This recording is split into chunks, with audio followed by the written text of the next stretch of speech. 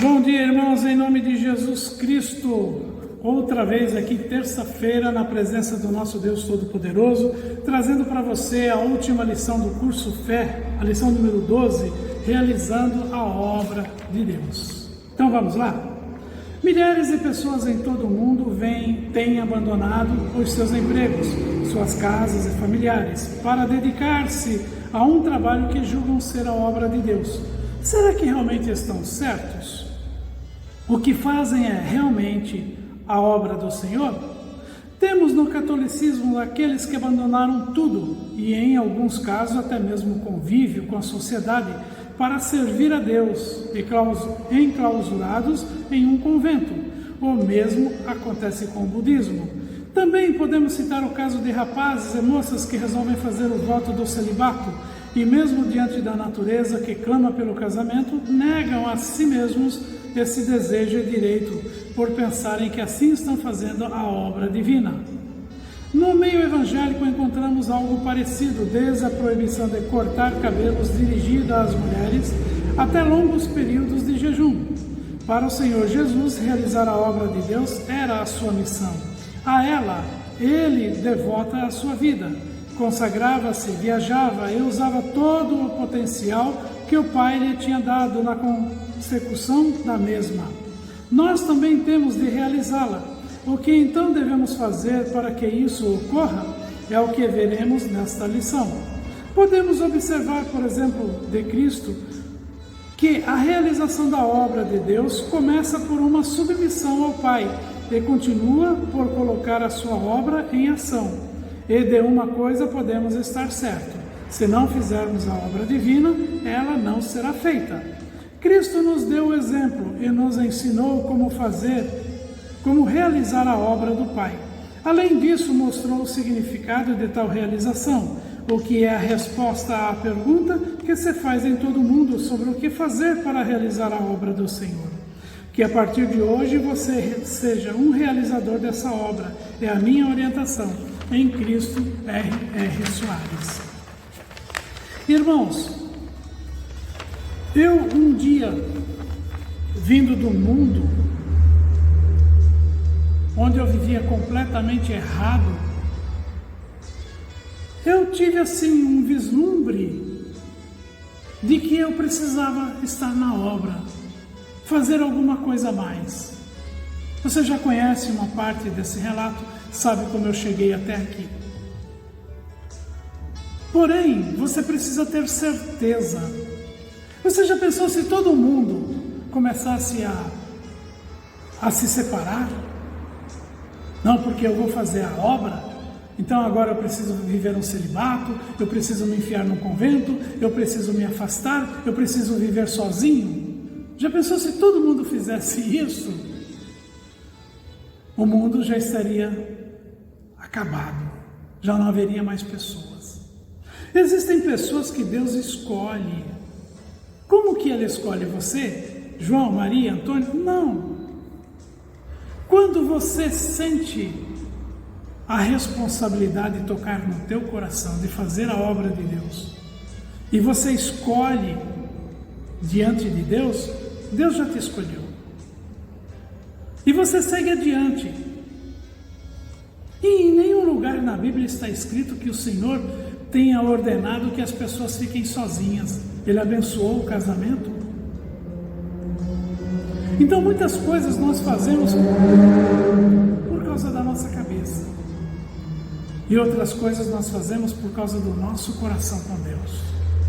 Nós nos entregamos à obra para fazer, não importando as coisas que estão acontecendo por aí. Então, você precisa entender bem a respeito disso. Você foi chamado, você sentiu dentro de você sentiu aquela imposição espiritual no teu coração de que você deveria fazer algo por alguém em favor do nome do Senhor Jesus Cristo? Então Deus está te escolhendo. Você sente prazer quando você faz o bem para alguém? Deus está com você. Mas Ele pode te usar de diversas formas. Você, enfermeiro, médico, como agora nesse momento do coronavírus. Você é empresário, como muitos estão fazendo hoje aí, alimentando pessoas que estão sem nada para comer. Deus pode te usar. E Ele te capacitou, Ele capacitou todas as pessoas. Agora, a situação é, você entende disso? Você está obedecendo? Faz muita diferença. Realizando a obra de Deus. Entre aqueles que se declaram cristãos, é grande o número de pessoas que vivem mal, sendo péssimos exemplos para o Evangelho. Como, porém, alguém poderá dar crédito à promessa de vida abundante trazida por Jesus, se aqueles que garantem que vivem debaixo de sua graça demonstraram que a vida abundante não é real? Afinal, ela é ou não real? Pelas promessas bíblicas, sim. Pelo viver de muitos, parece que não. De quem é a culpa? Às vezes é da própria pessoa que vive desleixadamente sem querer aprender o que a palavra fala sobre a sua condição em Cristo, não assumindo seus direitos como membro da família do Senhor. A culpa pode cair também sobre os pregadores, que não ensinam a verdade. Muitos ensinam apenas a teologia. Devemos aceitar ainda que a culpa seja dos que fizeram as traduções das Sagradas Escrituras, embora reconheçamos que eles tentaram fazer o melhor e, de modo geral, foram felizes na obra que realizaram. Muitos pontos importantes, contudo, foram traduzidos de um modo distorcido, e por isso bênçãos têm sido desperdiçadas. É o que relata João 14:13, que já temos estudado bastante nesse curso Fé, o qual foi traduzido da seguinte maneira: e tudo quanto pedirdes em meu nome eu o farei. Segundo essa tradução, qualquer um pode convencer-se de que basta pedir a bênção, que ela lhe será concedida. No entanto, a verdade é que conhecemos muitos que vivem pedindo, mas nada recebem.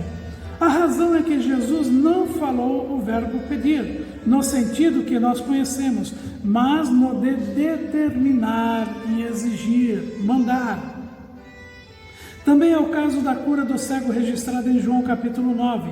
Os versículos 13 e 4 foram traduzidos desse modo. Jesus respondeu: nem ele pecou, nem seus pais, mas foi assim para que se manifestem neles a obra de Deus. Convém que eu faça as obras daquele que me enviou, enquanto é dia, a noite vem, quando ninguém pode trabalhar. Se essa tradução fosse correta, poderíamos acreditar que existem pessoas que nasceram cegas, aleijadas e passam a vida sofrendo para que algum dia nelas se manifeste a obra divina. Seguindo esse raciocínio, alguém poderia argumentar que Deus não é amor, pois permite que pessoas nasçam defeituosas e vivam sofrendo, sendo privadas da visão, audição, voz e de outras funções, só para que algum dia elas venham a ser curadas e Ele receba a glória. Isso não parece esquisito? Isso é horrível. Esse não pode ser o caráter do nosso Deus. O exemplo de Jesus. Quando Jesus esteve aqui no mundo, curou a todos. Ele nunca aprovou o sofrimento, tampouco disse que Deus queria que alguém sofresse. Na passagem da cura do cego, ele não falou que o homem cego nascera daquele modo, para que o Senhor Deus algum dia recebesse glórias pela sua cura. Como sabemos, o Novo Testamento foi escrito na língua grega, idioma em que não possuía os sinais de pontuação como hoje nós temos. Também João, ao escrever o seu evangelho, não o dividiu em capítulos e versículos. Ele o escreveu como uma carta. Atribui-se ao cardeal Hugo, falecido em 1263, ou Stephen Langton, falecido em 1228, a divisão da Bíblia em capítulos. Já a seção em versículos foi obra de Robert Stevens, em 1551. A tradução desse trecho teria sido melhor se tivesse sido feita do seguinte modo: respondeu Jesus, nem ele pecou, nem seus pais. Mas, para que a obra divina seja realizada, é necessário que façamos a obra daquele que me enviou, enquanto é dia. A noite vem, quando ninguém pode trabalhar. Repare que nos melhores manuscritos consta o verbo fazer no plural, pois o Senhor Jesus nos incluiu na responsabilidade de fazer a obra. A noite a que o Senhor Jesus se refere seria o período de sua morte, 3 dias. Há uma tradução da Bíblia, feita mediante a versão francesa dos monges beneditinos, de Marais de Souza, Bélgica, que se aproxima desse nosso entendimento. Quantos milhões de criaturas têm sofrido desnecessariamente durante anos? Porque pensavam que os seus sofrimentos lhe foram dados para que um dia as obras de Deus nelas se manifestassem e Deus recebessem a glória. Os discípulos perguntaram ao mestre: quem pecou, este ou seus pais, para que nascessem cego? E essa era sem sentido. Como aquele homem poderia ter pecado antes de nascer? O Senhor Jesus respondeu: nem ele pecou, nem seus pais. Porém, sobre a causa real do sofrimento, Jesus não falou coisa alguma. Talvez porque a Escritura já falara em outras partes que a causa de todo o mal é o pecado de Adão. Porém, aproveitando a ocasião, o Senhor deu uma grande revelação. Mas, para que a obra de Deus nele se manifeste, é necessário que façamos a obra daquele que me enviou. Então você já ouviu muitas vezes alguém falar: puxa vida, que pena, essa criancinha nasceu assim. Né? Nós vemos aí os gêmeos cipófagos, né? Aqueles que nascem grudados uns nos outros. Puxa vida, Deus é mau, né? Deus é mau. Existe uma gama de situações que pode fazer com que uma pessoa nasça deficiente. Remédios, alimentação, local onde vive, ou mesmo deficiência dentro do próprio organismo, os cromossomos, que naqueles tempos ninguém sabia nada a respeito disso, a formação genética no corpo da pessoa, muitas situações, cigarro, bebidas, drogas, e por aí afora vai uma infinidade de situações. Pois bem, se aconteceu isso, é importante que nós façamos as obras de Deus, para glorificar o Pai. Porque para isso nós somos chamados, para glorificar o nosso Deus, realizando a obra dele. Então, quando você vir alguém com algum tipo de problema, não condene. E nem fique perguntando por que Deus deixou acontecer dessa forma. Então você vai orar, você vai realizar ali a obra.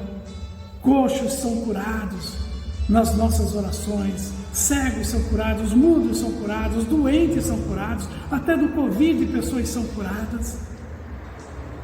Por quê? Porque Jesus já levou todas as nossas dores. Ele já nos curou, já nos lavou, já nos redimiu. Eu sempre estou falando a respeito disso. Está lá, a palavra de Deus diz que pelas suas feridas nós somos sarados. Então, não há razão para acreditar que Deus quer que aquela pessoa seja daquele jeito. Então é importante que nós façamos a obra. Era Jesus o homem quem deveria fazer a obra de Deus. Se ele não a fizesse, ela não seria feita. Durante anos, aquele cego e outros doentes sofreram porque ninguém fazia a obra de Deus. O mesmo é verdade hoje. Milhões estão sofrendo porque a obra de Deus não está sendo feita.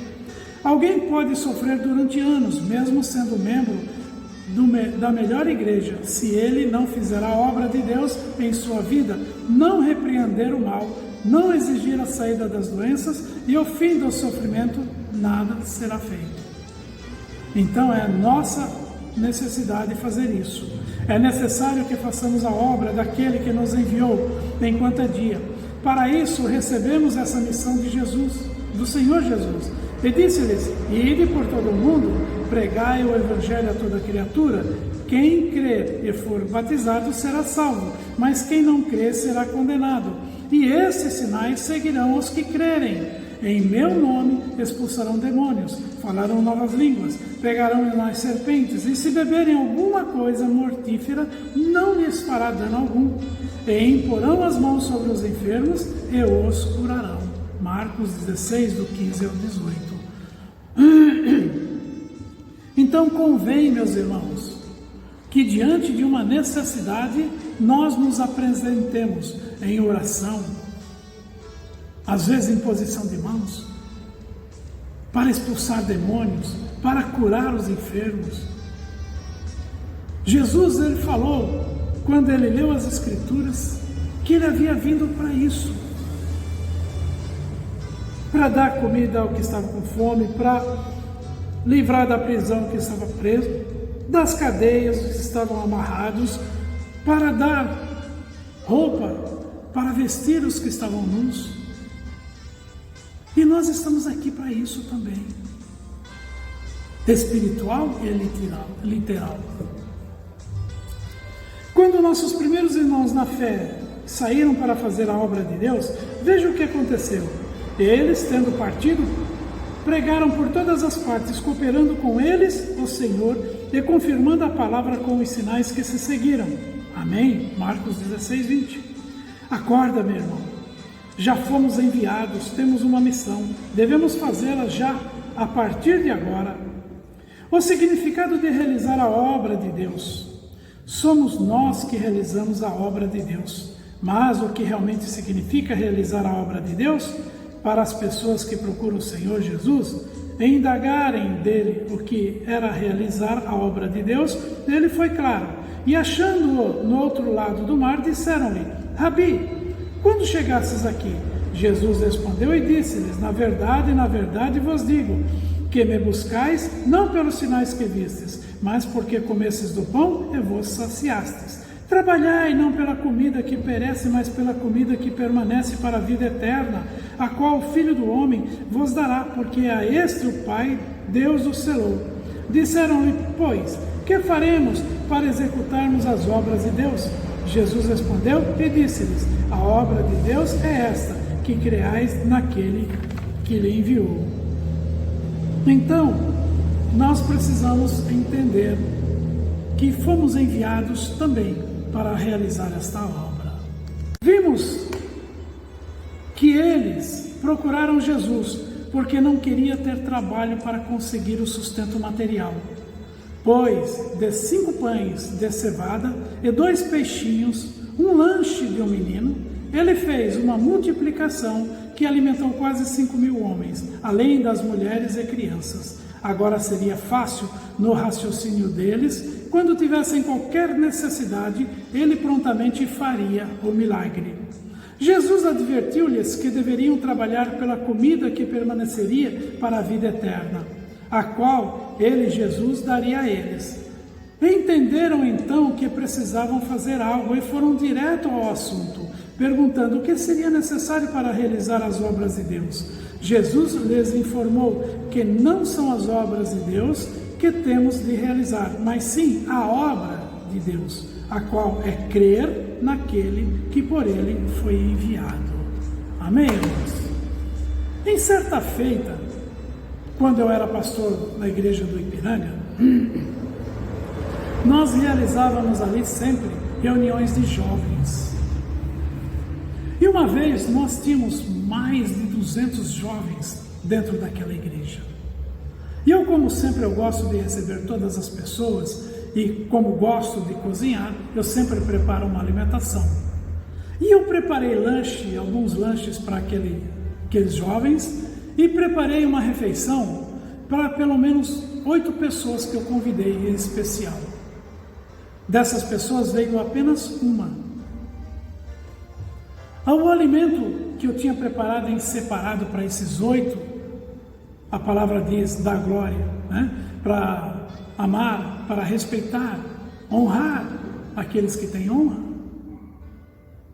era suficiente para eles. Quando foi por volta de 5 horas da manhã, aqueles jovens estavam começando a querer ir para casa, e eu com toda aquela comida ali, eu cheguei no microfone e avisei eles: ninguém vai embora sem comer alguma coisinha. Ninguém vai embora sem comer algo. Irmãos, eu lembro sempre da multiplicação dos pães. Como é que era possível acontecer aquela multiplicação? Incrível pensar sobre isso, né? Incrível. Então, eu comecei a disponibilizar na cozinha, mandei o pessoal fazer fila ali e fomos colocando comida nos potinhos para cada um deles. E não parava, a comida não desaparecia, não acabava a comida, e comida, e comida, e comida, e comida. Depois tinham uma tigela, mais ou menos desse tamanho, de gelatina. Olha, irmãos, todo mundo comeu a comida e comeu gelatina. Você não acredita, mais de 200 jovens ali. Tinha jovem pela cozinha, pelo corredor no fundo do quintal ali da igreja, a igreja lotadíssima. O pastor Gabriel estava comigo nessa época, ali no Ipiranga. E você não acredita, sobrou comida, sobrou gelatina, sobrou pães, suco de laranja. A minha filha ficou uma tarde inteira fazendo suco de laranja natural, espremendo ali na maquininha sacos de laranja para dar suco natural para os jovens. Nada de refrigerante. Sobrou suco de laranja. A semana inteira eu comi daquilo ali e ainda dei para pessoas que passavam na rua pedindo alimento, alguma coisa. Gente, foi multiplicação, foi bênção de Deus. Deus mostrou ali que podia. E eu sempre confiei nesse Deus, desde quando eu o aceitei, de que Ele é Deus de multiplicação, de que Ele supre as nossas necessidades. E do modo dele Ele tem feito toda esta minha vida, em nome de Jesus Cristo. Somos nós que realizamos a obra de Deus. Mas o que realmente significa realizar a obra de Deus, eu vou repetir para você. Para as pessoas procurarem o Senhor Jesus e indagarem dele o que era realizar a obra de Deus, ele foi claro. E achando-o no outro lado do mar, disseram-lhe: Rabi, quando chegastes aqui? Jesus respondeu e disse-lhes: na verdade vos digo que me buscais não pelos sinais que vistes, mas porque comestes do pão e vos saciastes. Trabalhai pela comida que perece. Trabalhai não pela comida que perece, mas pela comida que permanece para a vida eterna, o qual o Filho do Homem vos dará, porque a este o Pai Deus o selou. Disseram-lhe, pois, que faremos para executarmos a obra de Deus? Jesus respondeu e disse-lhes: a obra de Deus é esta, que creais naquele que enviou. Se você não crer em Jesus Cristo, nada na tua vida se resolve. Jesus advertiu-lhes que deveriam trabalhar pela comida que permanecia para a vida eterna, a qual ele, Jesus, daria a eles.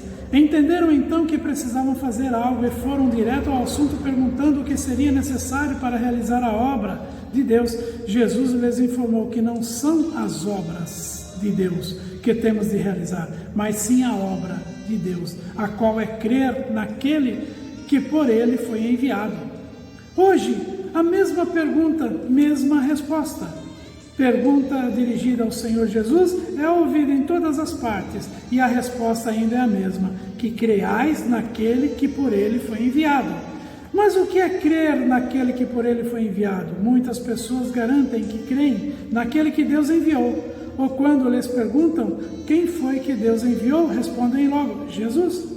De certo modo elas estão certas, mas a verdade é que Deus não enviou Jesus propriamente, Ele enviou a sua palavra. Ela encarnou-se, trazendo ao mundo Jesus. É certo que Jesus e a palavra de Deus são a mesma pessoa, mas é preciso que se entenda a diferença, pois muitos garantem que creem em Jesus, mas não vivem de acordo com a palavra. Eles, na verdade, enganam-se. Quem de fato crê no Senhor Jesus, pratica a palavra de Deus. Então o que você fará a partir de agora? Se você não fizer a obra de Deus, ela não será feita. O que você diz? Você vai fazer a obra do Senhor? Se você está doente ou com qualquer problema, pare de ficar pedindo a todo aquele que ore por você e que lhe ajude a conseguir algo de Deus. Decida-se agora mesmo a fazer a obra dele. Torne-se um filho obediente. um praticante da palavra de Deus. Então aí você tem o questionário para você responder, para você colocar aí, escrever. E eu vou deixar esse questionário por sua conta. E se você tiver alguma dúvida, você pode escrever para mim, mandar aí a sua questão no zap da igreja, 945 72 19 16, Pastor Eusébio. E então eu vou lhe esclarecer. Mas esse último questionário eu vou deixar por sua conta. Responda. E se você não ficar satisfeito, não tiver certeza, me procure. Mande a sua questão e eu vou te orientar em nome do Senhor Jesus Cristo. Amém, meus irmãos?